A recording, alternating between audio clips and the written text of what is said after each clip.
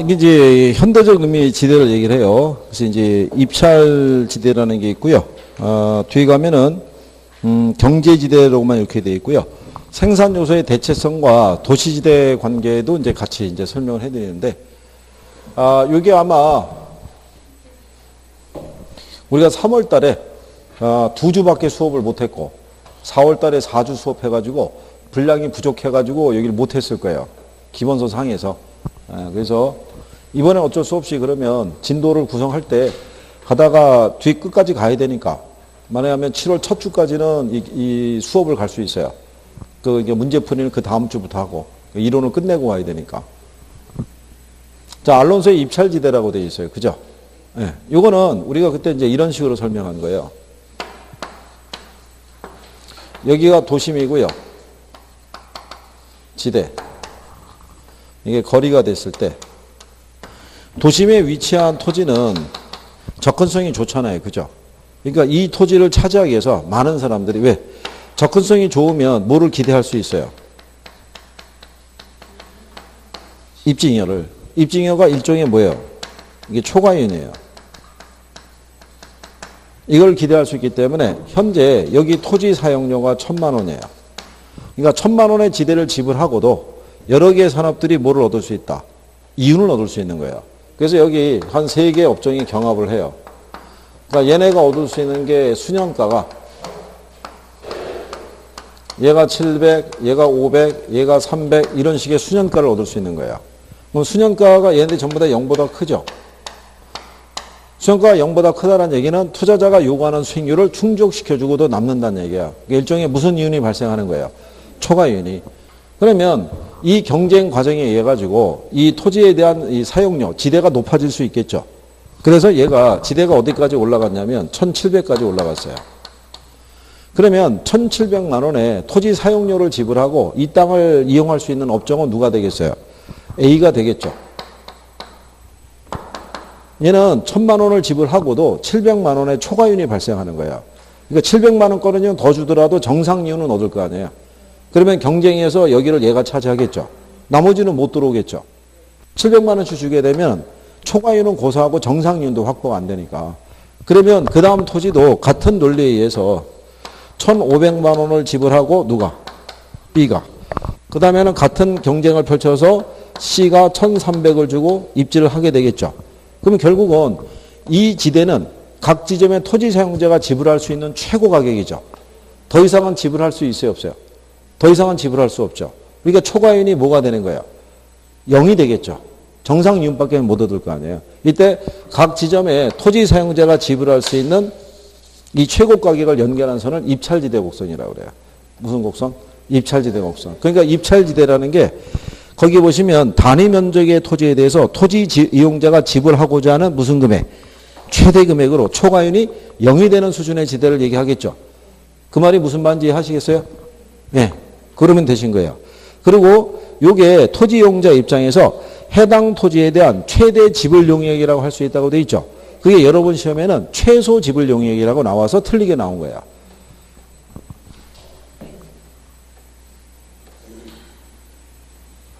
그래서 도심에 입지할수록 입증여가 크게 발생하는 것이 일반적이고 입지 주체별로 토지 이용에 대해서 지불하고자 하는 입찰지도 달라지겠죠.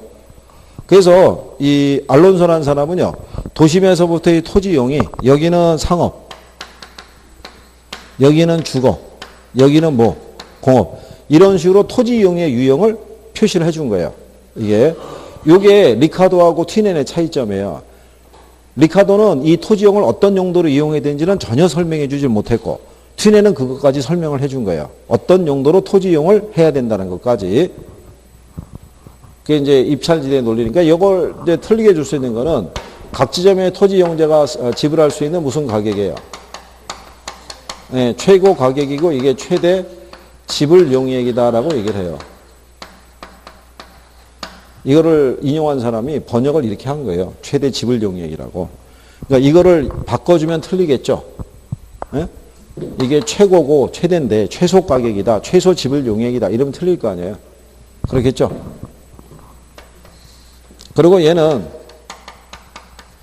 초과 이윤이 뭐가 되는 수준의 지대예요. 0이 되는 수준의 지대인데 초과인이 최대가 되는 뭐 수준의 지대다 뭐 이렇게 나오면 틀릴 거 아니에요. 그죠? 그 다음에 마샬에 무슨 지대라고 있어요? 준지대. 마샬은요, 지대를 크게 두 가지로 나눈 거예요. 순수 지대가 있고요. 무슨 지대? 준지대로.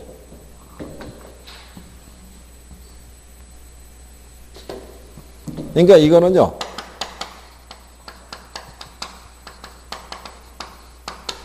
자연물인 토지 있죠. 예, 토지에 발생하는 지대를 무슨 지대? 순수지대.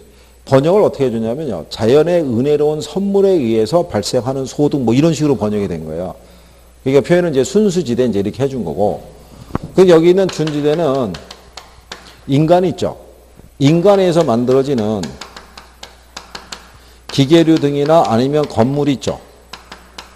예, 여기서 발생하는 수익을 이거를 지대의 성격과 유사하다고 그래서 준지대라고 명명을 해준 거예요.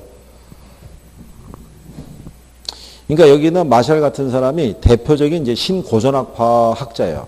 근데 신고전학파 학자들은 아까도 얘기했지만 지대에 대한 관점에서 고전학파하고 보는 관점이 틀리죠. 고전학파들은 지대라는 개념은요, 자연물인 토지에서만 발생하는 것이 지대라 이런 개념이고, 신고전학파들은 지대의 개념을 확대시켰다고 보시면 돼요. 그러니까 토지에만 발생하는 건 아니란 얘기예요. 예를 들어서 토지를 보시면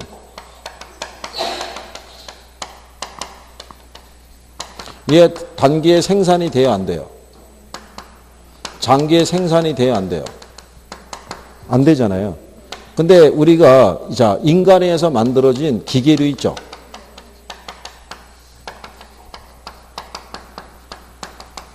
이게 단계 생산을 늘릴 수 있어요, 없어요? 단계는 얘도 생산을 늘릴 수가 없다고요. 수요가 증가하더라도 공급을 늘릴 수가 없으니까 초과수요의 성격에 따라 이 가격이 올라갈 거 아니에요. 그때 발생하는 이윤이 단기적으로 생산 요소가 고정이 돼 있을 때 발생하는 수익인 뭐하고 토지에서 발생하는 수익과 성격이 유사하다고 해서 준지대라고 해준 거예요. 준이라는 명칭이 들어간 것은 이 뒤에 거는 아니라는 얘기예요. 근데 다만 얘하고 유사하게 보겠다 이런 논리인 거예요. 그러니까 여기 있는 기계류들은요, 장기에는 생산이 돼야 안 돼요. 생산이 될 거 아니에요. 그러니까 이 준지대는 단기에만 존재하지 장기에는 소멸된다는 논리예요. 이게 영구적으로 지속이 된다 그러면 맞다 틀리다. 틀리다는 거예요. 그게 시험에 나온 거야.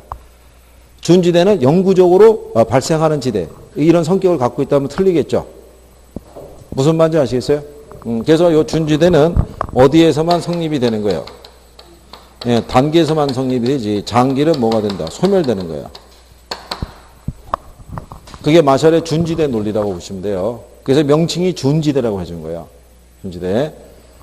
그 다음에 파레토에 무슨 지대가 있어요? 경제지대가 있어요. 그러면은 여러분들이 앞에서, 맞다. 그때도 그랬죠. 1월달, 2월달 그때도 안 들은 부분들이 많다고 그랬었죠. 넘어간 게. 그래서 뭐 다 해야죠, 뭐. 그래야지 여러분들이 나중에 모의고사 해서 성적이 안 나왔을 때, 그동안은 변명으로 얘기했었잖아요. 할 수 있었잖아요. 안 배운 게 많아서 틀렸다. 그래서 성적이 안 나왔다. 근데 이제 다 하면 그 얘기 하기도 이제 조금 그렇잖아요. 그죠? 괜찮아요. 이제 반복하면 돼요. 우리가 이거 이론하고 문제 풀이할 때 또 하고, 그 선생님이 수시로 문제를 줄 테니까 문제로 해보고, 문제가 대기 중인 건 알고 있죠? 어? 문제가. 문제 풀이 가면 이제 시험 보는 거예요. 그죠? 예, 그래서 제가 계산해가지고 한 8회분 준비해놨어요. 매주 시험 봐야 될 거 아니에요. 그렇잖아요. 아니, 시험 보면은 누구 좋으라고 시험 보는 거예요? 여러분 좋으라고 시험 보는 거지. 뭐 저 좋으라고 시험 보겠어요? 그렇지 않겠어요? 그러니까 매주 시험 보고 매주 답안지 내고, 그죠? 선생님 매주 채점하고, 여기다가 쫙 성적표 붙여놓고, 그렇죠? 사진 찍어가지고 저기 여러분 배우자한테 그 전송해주고, 막 이렇게 해서 성적이 이렇게 향상하고 있습니다. 막 이런 거. 그렇잖아요.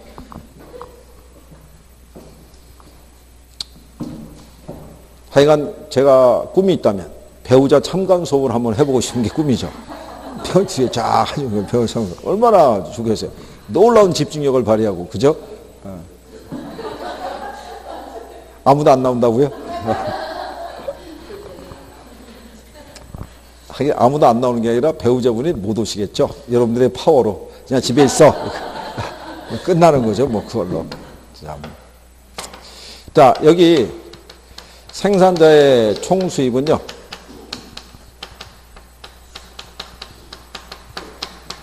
전용 수입과 경제지대의 합으로 되어 있고요.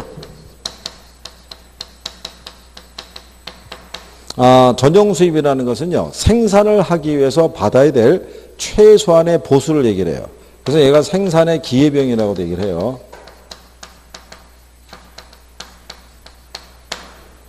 그러면 경제지대는 뭐를 얘기하냐면요.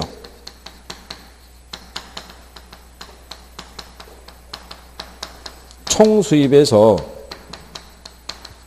전용 수입을 공제하고 남는 것 있죠. 일종의 초과이윤을 우리가 경제지대라고 그래요. 여러분들은 이 표현에 대해서는 이미 배우긴 배웠어요. 얘하고 뭐하고? 전용 수입, 그 다음에 뭐? 총 수입, 이거는.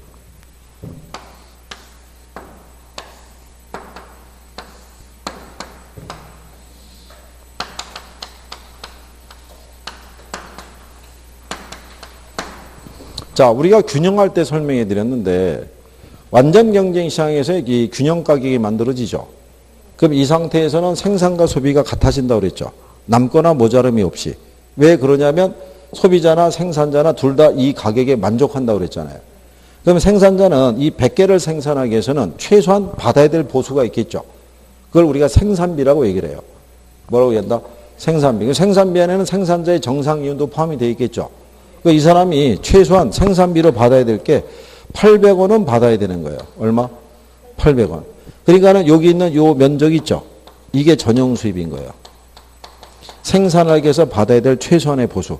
이 정도도 못 받는다면 굳이 이걸 생산할 필요가 없는 거야. 근데 시장 가격이 얼마에? 1,000원에 결정이 됐다는 얘기는 생산자는 이 면적만큼 이윤을 얻고 있다고 생각하겠죠. 이걸 우리가 그때 경제할 때 생산자 잉여라고 해준 거예요. 그게 경제지대라고요. 무슨 말인지 아시겠어요?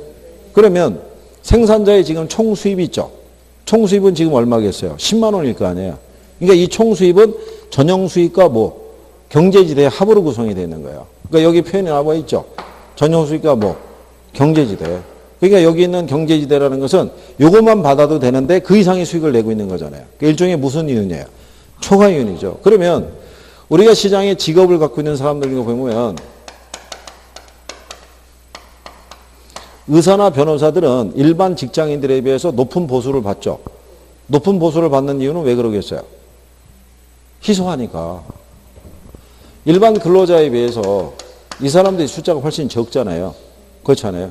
그러니까 이 사람도 높은 연봉을 받는다고요. 한 1억, 억대의 연봉을 받는다. 그런데 요즘은 현실은 그렇지를 못하죠.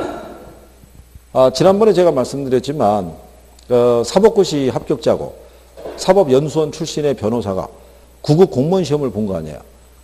봐서 그 사람이 합격을 했어요. 필기시험에. 아니, 이게 변호사 정도까지 할 정도면 기본적인 실력은 있을 거 아니에요. 그래서 면접일이 다가왔는데 그거를 언론에 유출이 된 모양이에요. 그래가지고 면접 장소 근처에 기자들이 진을 친 거예요. 그래갖고 결국은 그 사람이 안 나타났어요. 부담을 느끼니까. 이거 기자들도 그렇지. 그 면접 보고 나올 때 인터뷰를 시도하면 되지. 그렇잖아요. 그 전에 왜 거기서 있어갖고 사람이 들어가지도 못하게. 그게 이제 그 변호사 편에 여기서 이제 후시가 좀 들어갔을 거 아니에요. 야, 그 누구냐? 그 시험 본 사람이. 공개적으로 망신 줄이냐 그래가지고 해서 뭔가 이래저래 전화도 가고 그래가지고 아마 부담을 느껴서 못 나타난 것 같은데, 그럼 그 사람이 만약에 공무원으로 근무해가지고 받을 수 있는 연봉이 얼마나 되겠어요? 실제로 많지는 않을 거 아니에요. 공무원은 각종 수당과 뭐 이런 이제 복지적인 부분 혜택이 많지 실제 수령액은 얼마 안 되거든요. 그러니까 만약에 들어서 그게 한 3천 된다고 가정하자고요. 그죠? 그러면 이 사람이 그 공무원 시험을 보게 된다는 얘기는 의사나 변호사로서의 수입이 줄었다는 얘기잖아요. 근데 이게 줄었더라도 최소한 얼마 정도까지는 주면 3천만 원까지를 주게 되면 변호사나 의사의 자존심이 있으니까 계속 의사나 변호사 활동을 할 거 아니에요. 근데 이거 미만으로 수입이 발생하면 어떻게 돼요? 다른 용도로 갈 수밖에 없다는 얘기죠. 그렇죠? 그러니까 다른 용도로 전환되지 않게 해서 받아야 될 최소한의 보수 개념이 바로 뭐다? 전용 수입이라는 거예요. 근데 이 사람들은 지금 수입이 1억이잖아요. 그러면 여기 전용수기가 1억의 차이가 얼마야? 이게 경제지대라고요. 이게 초과인의 성격이죠. 희소하면 희소할수록 이게 더 커지죠. 보수가 더 높아질 테니까. 그래서 예전에는 왜 사법고시 합격했다 그러면 열쇠가 3개 막 이런 게 있었잖아요. 지금 뭐 공중으로 다 날아간 거죠. 그렇잖아요. 그래서 제가 그때 얘기했지만 요즘은 이게 사법고시 합격했다고 그래가지고 무슨 뭐 잔치 뭐 이런 게 없어요. 사법연수원 성적이 중요하니까.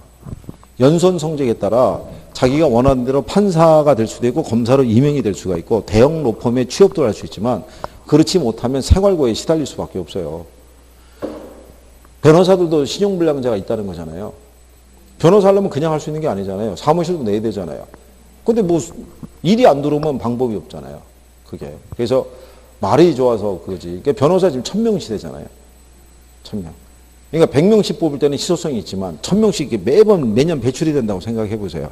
그게 만만치 않다는 얘기죠. 그래서 어쨌든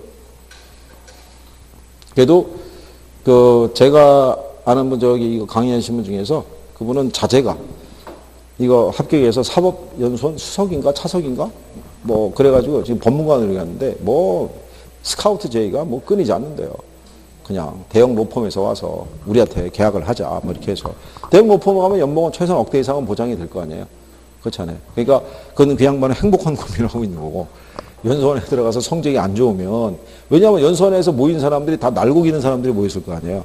그러니까 그 안에서 성적을 낸다는 게 참 쉽지가 않죠. 그게. 그래서 그러니까 우리나라는 이제 그런 시대가 된 거예요. 옛날에는 왜 우리나라에서 사람 걸어갈 때 뒤에서 사장님 그러면 19분 사장이라고 해서 다 뒤돌아본다고 그랬잖아요. 그런데 미국은 변호사 나라이기 때문에 미국에서는 변호사님 그러면 19분 돌아보는 게 변호사라고 그랬어요. 그러니까 미국이 변호사의 천국이에요. 그 얘기는 미국은 소송이 끊이지 않는다는 얘기예요. 소송이. 각종 소송이. 무슨 형태든 간에 소송이. 그럼 결국은 누가? 변호사들이 이제 거기에 대한 글을 얻는 거예요. 예전에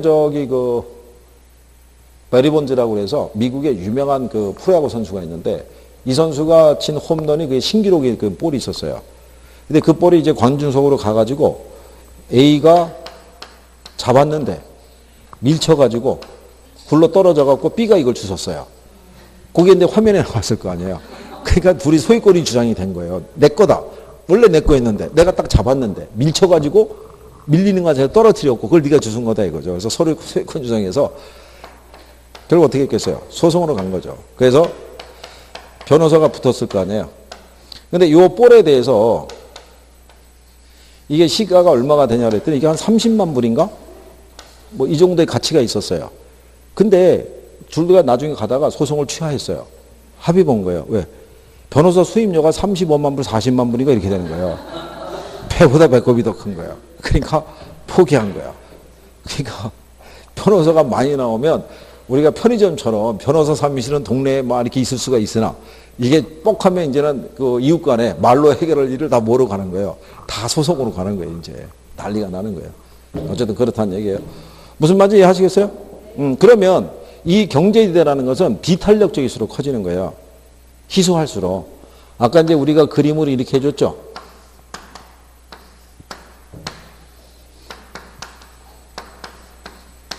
그럼 얘가 경제지대고 얘가 뭐예요? 전용수입이잖아요. 근데 요 기울기가 이렇게 가파르게 되면 뭐가 차지하는 비중이 커져요?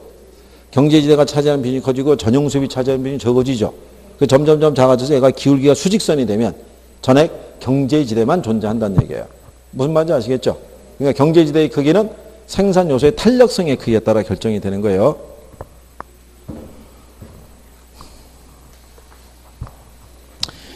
자, 그래서 그게 152페이지에 가면 양가로 6번에 경제지대라고 있어요, 없어요? 그 전용 수입이 있고 동그라미 3번이 있죠? 생산 요소의 공급이 비탄력적일수록 경제지대가 커지며 공급이 완전 비탄력적인 경우 생산 요소에 지불되는 소득 모두가 경제지대가 된다. 이렇게 돼 있잖아요. 무슨 말인지 하시겠나요? 네. 그 다음에 그 위에 있는 도시지대하고 생산 요소의 대체성이 있죠? 이거는 앞에서 수업할 때 설명해 드린 건데 여러분들이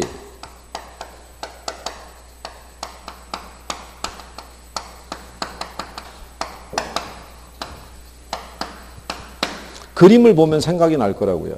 이게 이게 생산 요소의 대체성이잖아요. 생산 요소 하면 뭐 있어요?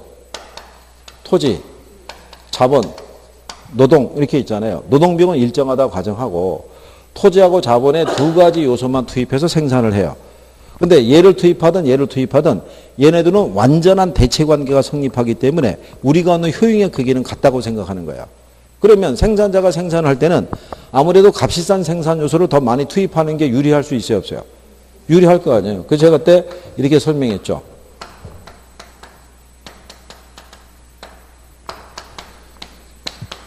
도심 지역은 토지 가격이 비싸죠. 지대가. 그러면 얘네 둘을 결합해서 생산을 하고자 할 때, 결합을 시킬 때 도심 지역에서는 토지 대신에 뭐를? 자본을 더 많이 투입해서 결합을 시킬 거 아니에요. 이렇게. 근데 외곽을 나가면 토지 가격이 싸죠. 그러니까는 자본을 뭐로 대체해서? 토지로 대체해서 토지의 사용량이 많아질 거 아니에요. 그렇죠. 이럴 때 여기 나오는 A라는 점이 있고 여기 나오는 B라는 점이 있죠. 얘네를 이렇게 연결하는 이 등량 곡선이 주어졌을 때 어느 지점을 사용하든 우리가 효용은 같다고 그랬어요. 10에다 2를 곱하면 20 나오죠. 2에다 10을 곱하면 얼마 나와요? 20.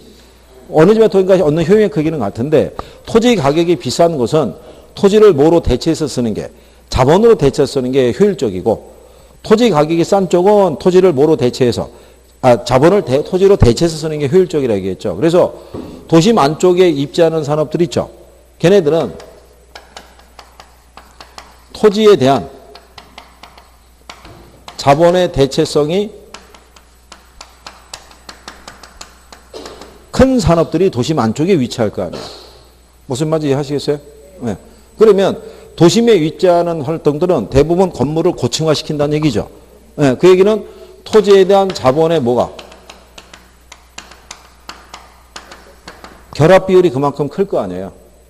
토지에 대한 자본의 결합 비율이. 그래서 건물이 뭐가 되는 거예요? 고층화되는 거라고 설명했었죠. 기억하시나요?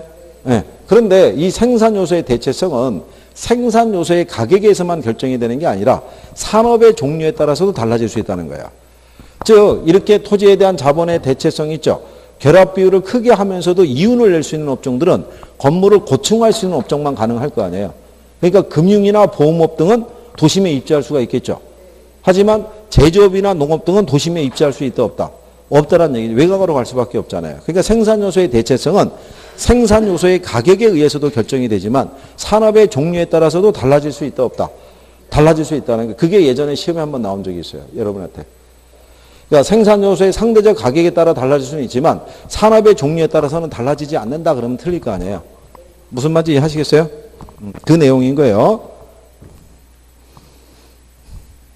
그래서 여러분들이 거기 가면은 그게 나와 있는 거예요. 자, 생산 요소의 대체성이 있고요. 리은에 가면 생산 요소의 대체성은 생산 요소의 상대적 가격의 상대적 비율이나 기업 또는 산업의 종류에 따라 달라진다 이렇게 해놓은 거예요.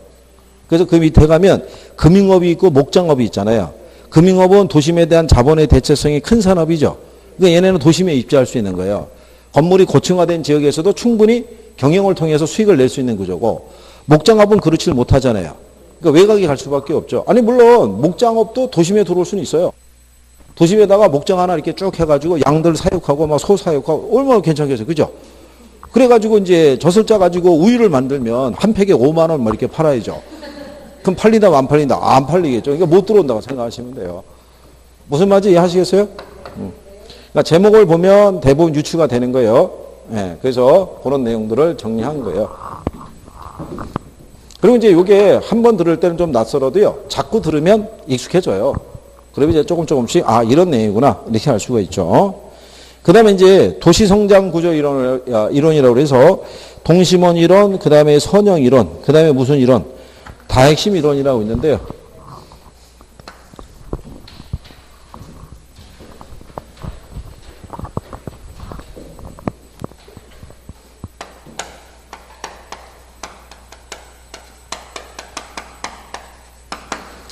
도시성장 구조 이론이라고 얘기를 하고요. 도시 내부 구조 이론이라고 얘기를 해요. 도시의 내외곽에 도시의 공간 구조는 도시가 성장하면서 변화돼서 이게 변화될 수 있다는 걸 설명하는 거고요. 이론은 무슨 이론이 있다? 동심원. 그 다음에 무슨 이론? 선형 이론. 그 다음에 무슨 이론? 예, 다핵심 이론으로 이렇게 나눠지죠. 그래서 얘네들은 단핵도시예요. 얘는 다핵도시고 여기 있는 동심원 이론을 수정 보완해 준 게 선형 이론이고요. 두 개를 결합한 게 무슨 이론? 다핵심 이론이니까 세 개의 이론은 상호 연관성이 있다고 보시면 돼요. 그죠? 그러니까 버제스가 제시하는 동심원 이론은요. 이게 티넨의 고립국 이론에 영향을 받은 거죠. 그죠? 그러니까 도시의 성장은 일정한 뭐를 그리면서 원을 그리면서 성장한다는 거예요. 그렇죠? 그래서 여러분들이 보면 이게 CBD 지역이고요. 중심 업무지구. 이걸 우리가 천이지대 또는 점이지대라고도 얘기를 해요. 자, 그러면 이 도시 중심 업무 지구에 주변에 보면 점이지대, 천이지대가 있는데 여기는 내측이 있고 외측이 있다고 그랬죠. 그러니까 내측은 무슨 지구가? 경공업 지구가. 외측은 뭐가 있냐면 태화 주거 지구가 있다라고 얘기했어요. 그러니까 여기서 이 버제스는요. 이 도시의 공업적인 요소는 경공업 지구밖에 없다고 가정한 거예요. 그러니까 중공업 이런 건 없다 이렇게 가정한 거예요. 그러면 태화 주거 지구에 거주하는 사람들은 해외 이주 노동자들이라고 그랬죠. 우리나라도 해외 노동자들이 들어와서 주로 먹고 살아야 되니까 공장에 취업한다고 그랬죠. 근데 돈이 없으니까 주거를 대부분 공장 주변에다 정했을 거 아니에요. 그러니까 주거 환경이 상당히 열악했겠죠. 근데 여기서 이제 몇 년 열심히 근무하다 보면 돈이 좀 모일 거 아니에요. 그러면 가족을 데리고 온 이제 해외 이주 노동자들은 자녀의 교육 관계나 여러 가지를 위해서 주거 환경을 바꿔줄 필요가 있을 거 아니에요. 그래서 이 사람들은 여기서 무슨 지구로? 저소득층의 주거지구를 만들면서 이렇게 분리가 되기 시작하는 거예요. 소득이 높아지니까 조금 더 나은 주거 환경을 찾아서 이제 이주하기 시작하는 거죠. 그 여기서 거주하던 사람들이 역시 또 몇 년 열심히 해서 돈이 모이면은 조금 더 나은 주거 환경을 찾아서 주거가 이동하겠죠. 그러면서 무슨 지구가 생기는 거예요? 고소득층의 주거지구가 생기는 거예요. 그러니까 결국은 버제스의 동심원 이론상에 보면 도심에서 외곽으로 나갈수록 뭐가 개선이 돼요? 그렇죠. 주거 환경이 개선이 되니까 나가면 나갈수록 범죄 발생률이라든가 질병이라든가 이런 게 줄어들겠죠. 이걸 이제 반대로 주면 틀리겠죠. 도심에 가까워질수록 범죄나 질병이라든가 이런 것들이 적어진다면 틀릴 거 아니에요. 여러분 실제 시험에도 그렇게 낸 거예요. 무슨 말인지 아시겠어요? 그래서 근데 버제스의 동심원 이론은요. 이건 시카고시 하나만 대상으로 한 거예요. 근데 이게 비판을 받는 이유가 뭐냐면 도시가 물론 성장을 할 때 이렇게 일정한 방향으로 모든 방향으로 균등하게 이렇게 성장할 수는 없다는 거예요. 그렇잖아요. 왜냐하면 중간중간에 장애물도 있을 수가 있고 또 도로가 생기면 도로가 생기는 방향으로 뻗어나갈 수 있는데 어떻게 일정한 원을 그리면서 성장할 수 있느냐. 그래서 그거를 비판하고 등장한 게 무슨 이론이다. 그게 호이트의 선형 이론이에요. 근데 이제 버제스의 동심원 이론에서는요. 뭐는 알아야 되냐면 지금 얘기한 것처럼 도심에서 외곽으로 나가면서 거기 여러분들 내용이 보면 나와 있죠. 니은에. 중심지에서 동심원상으로 확대되면서 성장하며 중심지에서 멀어질수록 접근성, 지대 및 인구 밀도가 낮아지는 반면에 범죄나 인구이동, 빈곤 및 질병 등의 도시 문제가 적어지는 경향을 보인다고 돼 있죠. 예. 그래서 그거 일단 알아두시고요. 그 다음에 이제 뭐를 알아두냐면 위치. 자, 버제스의 동심원 이론에서는요. 저소득층의 주거지는 도심 가깝게 위치하겠어요? 도시 외곽에 있겠어요? 가깝게 가겠죠. 그 위치를 물어봐요. 자, 저소득층의 주거지구는 고소득층보다도 도심 가깝게 가 있죠. 그렇잖아요. 그러니까 저소득층일수록 고용기회가 많은 어디에? 도심 근처에 주거를 정하는 거예요. 무슨 말인지 아시겠어요? 그 주변에 경공업 지구가 거기 있으니까. 근데 호이트의 선형 이론하고는 그게 차이점이라고요. 호이트의 선형 이론에서는 고소득층의 주거지구가 도시공간을 결정할 때 중요한 요소가 되죠. 그러면 고소득층들은 어디에다 주거를 정하겠어요? 접근성이 좋은 도심 가까운 곳에 고소득층의 주거지가 들어간다고요. 그러면 호이트의 논리는 뭐냐면 도시가 성장을 할 때 이 사람도 일정한 이렇게 원을 그리면서 성장할 수 있다고 본 거예요. 이렇게. 그런데 여기가 도시 중심지구라고 그러면 이렇게 일정한 원을 그리는 게 아니라 도심에서부터 뭐가 하나 만들어지겠어요? 도로가. 도로가 연결이 되면 얘는 도심까지의 접근성이 좋죠. 그럼 접근성이 좋은 곳을 중심으로 해서 고소득층들이 이 주변에 주거를 정한다고요. 그럼 여기를 따라서 누가? 중산층들이 이 주변에 입주하는 거예요. 그럼 저소득층들은 여전히 어디에 있겠어요? 경공업지구 주변에 있을 거 아니에요. 그러면 여기는 여기에 있는 하나의 요 도로 축이 있죠. 얘를 하나의 섹터로 해서 발달한다는 얘기야. 일정한 원을 그리는 게 아니라. 그러면 도로라는 것은 한 방향으로만 생기는 건 아니겠죠.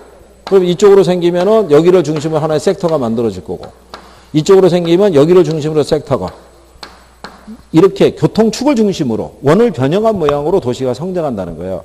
그래서 얘를 이렇게 그려보면은 별 모양과 유사하다 그래서 성형 구조로 발달한다 이렇게도 얘기를 해요. 무슨 말인지 아시겠나요? 그래서 고소득층은 도심하고의 접근성이 좋은 곳에 누가 입지한다는 거예요. 고순계 주거지구가 입지를 한다라고 설명해 주는 거예요. 이게 호이트의 무슨 이론이다? 선형 이론이라고 얘기를 해요. 그래서 거기 보면 니은번에 이렇게 돼 있죠. 의에. 호이트는 도심으로부터 교통축을 따라서 접근성이 달라지며 그 결과 지가가 달라진다고 볼 수 있다 이런 얘기죠. 그러면 교통이 좋은 곳은 당연히 지가가 비싸질 거 아니에요. 그럼 그곳에 들어갈 수 있는 사람들은 소득이 높은 사람들이 들어가서 주거를 정하겠죠. 그래서 도시의 성장은 주로 고급 주택지구를 중심으로 해서 이루어진다라고 얘기를 하죠. 그래서 여기 내용에 보면 주거지역은 사회적 지위에 따라 분리된 주거 집단을 형성하게 되고 이렇게 돼 있죠. 그래서 이 이론이 주거분리 있죠. 주거분리에 관해서 최초로 제시를 했다라고 얘기를 해요. 고순시의 주거지구하고 누구하고 저순시의 주거지구가 서로 분리되는 현상이 있죠. 이거를 최초로 하여간 규명한 사람이 호이트의 논리다라고도 얘기를 해요. 그래서 거기 보면 니은에 상류층이 거주하는 고급주택은 접근성이 양호한 교통망의 축에 가깝게 입지하겠죠. 그러면 중산층은 그 인근에 입지하는 게 보통이고 저급주택은 최고급 수준의 반대편에 입지하는 경향이 있다 이렇게 해놨잖아요. 그러니까 뭐가 발생하는 거예요? 주거분리가 발생하겠죠. 무슨 말인지 아시겠나요? 그래서 거기 리을본에 보면 나와 있잖아요. 결국 선형이론은 도시인구가 증감에 따라 교통로를 따라 주택지가 확대해 나가는 과정에서 사회 계층 간의 주택지구는 서로 분리돼서 유사한 계층끼리의 거주지역이 선형으로 형성이 된다라고 얘기해 주는 거예요. 그 다음에 다핵심이론이라고 있죠. 얘는 제목대로 도시의 핵은 도시의 성장은 복수의 핵을 중심으로 이루어진다고 얘기한 거예요.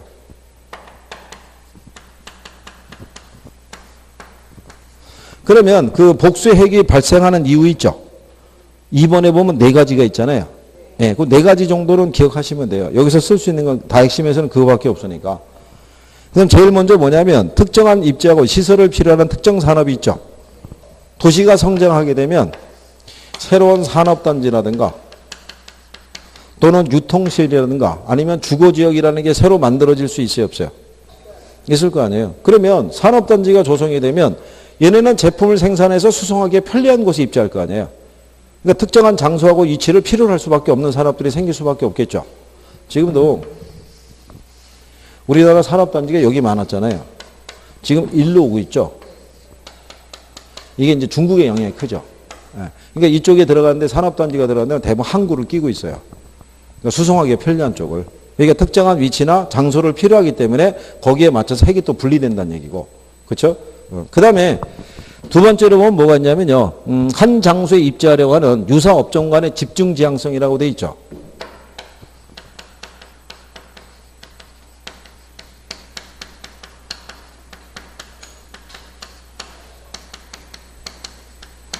요거는 뭐 생각하셔도 되냐면요. 옛날 논리상에서는 우리나라에서는 대표적인 대학가 그러면 신촌을 얘기해요. 그럼 신촌에 뭐가 생겨요? 대학이 생기면 옛날에도 그 1930년대 이때는요. 대학에 그 자녀를 입학시킬 정도면 소득이 높은 사람들이에요. 그러면 대학교 근처에 자기들이 또 뭐를 정해요? 주거를 정해요. 그러면 대학가라는 게 결국 학교하고 집만 있는 게 아니죠. 도서관도 있고 각종 편익시설, 상업시설이 다 들어와야 안 들어와요. 여기에 관계된 업종은 다 모이기 시작한다는 거예요. 그러면서 하나의 또 중심이 만들어진다라고 얘기하는 거예요. 무슨 말인지 아시겠나요? 그 다음에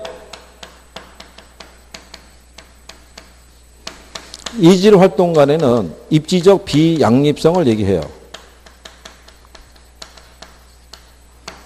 입지적 비양립성 관계는 뭐 얘기하냐면요. 나중에 여러분들이 기본서에 보시게 되면 그림이 이렇게 되어 있어요. 다핵심이 대충. 그 여기 5번이 있고요. 여기 6번이 있으면 5번은 상류층의 주거지구고요. 여기 있는 6번은 여긴 중공업지구예요. 공장지구. 그럼 5번과 6번이 서로 원거리에 떨어져 있잖아요. 그거는 서울에 가면 종로 있죠. 종로구가 원래 전통적인 부촌이 많은 동네예요. 여기 가회동이나 평창동이나 이런 애들 있잖아요. 원래 이게 부촌이라고 해요, 부촌. 근데 구로공단 아시죠? 네, 구로공단은 이게 공장지구잖아요. 얘네들은 가깝게 있지 않고 멀리 떨어져 있는 거예요. 예전에 원래 구로공단이 조성이 됐을 때는요, 벌판 위에 그냥 공장만 지은 거예요. 그때 당시에는 여기는 서울이라기보다는 경기도에 가까웠던 지역이에요, 여기가.